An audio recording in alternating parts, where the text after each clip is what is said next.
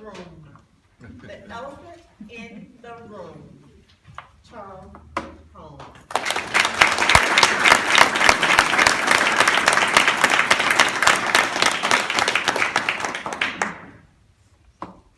There are elephants in the room. Do you see them over here? Do you see them over here? These elephants are the situation and circumstances of our past and the excuses we use that stop us from reaching our goal. So what we must do is change our mindset, change our total way of thinking so we can become the best and most successful person that we can be. Contest masters, fellow Toastmasters, and guests. How many of you have ever been to a circus? Oh, yeah. Then you know that elephants are one of the main attractions. Sure. These elephants can perform all types of tricks. Their trunk is so agile, they can take this pen right from my pocket. Yet it's so strong, they can rip the branches right off the tree. But despite all their strength and all their agility, an elephant can be chained.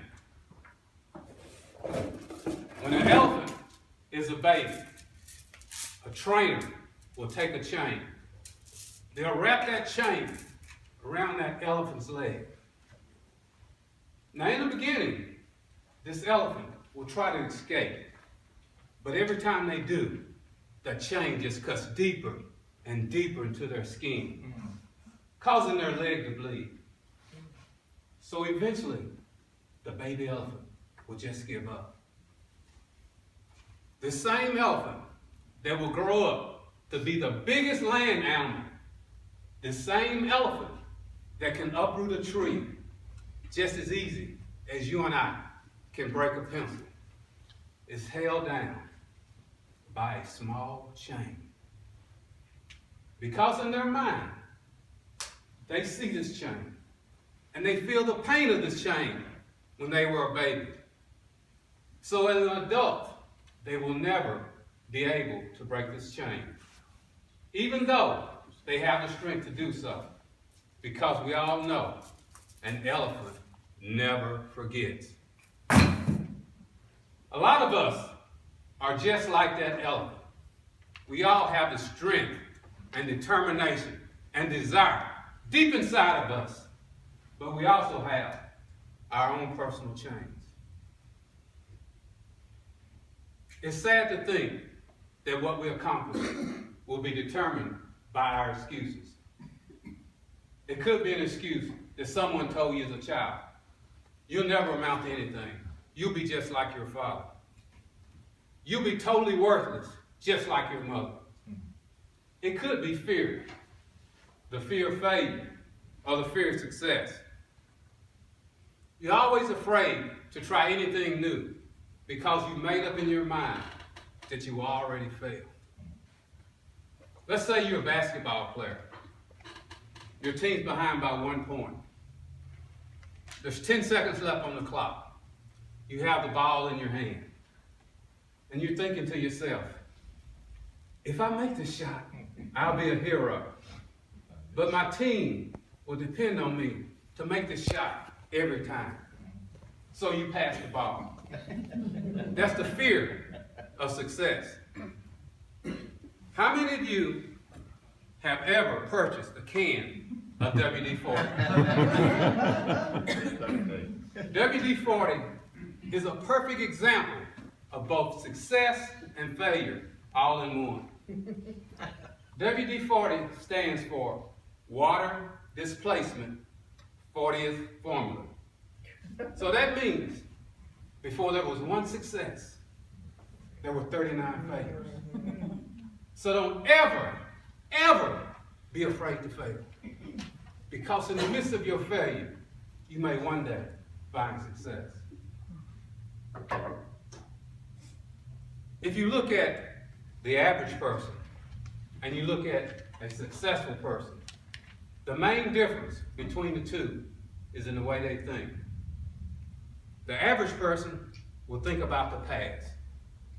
They'll let the past beat them up day after day after day. But a successful person, they won't use the excuses of the past. They'll use the past as the fuel they need to drive them wherever they need to go. How many of you drove here today? How many of you drove here today in reverse? Good, no hands. When you drive in reverse, you use your side mirrors.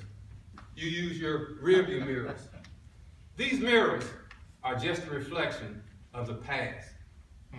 They're just a reflection of what's behind us. If you need to reach your destination, you need to be driving forward. There may be potholes along the way. The road may be rough. You may even need to take some detours, but continue to drive forward. When I was in high school, not too long ago, I had a project that was due. It accounted for 50% of my grade.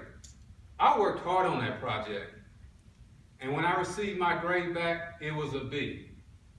I was ecstatic.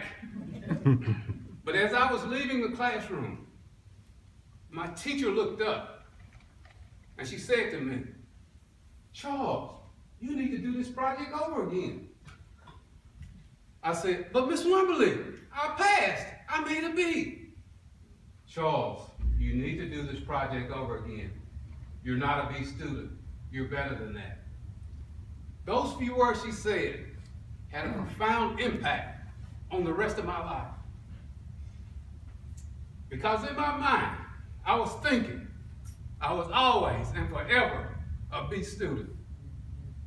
So if you are a teacher or a coach or anyone who comes in contact with a young person, don't ever, ever do anything that will stop them from reaching their goals. Do everything you can that will help them fulfill their dreams. So the question I must ask you today, what's holding you back? What's your personal chain? Do you see him over here? Do you see him over here? Do you see the elephant in the room?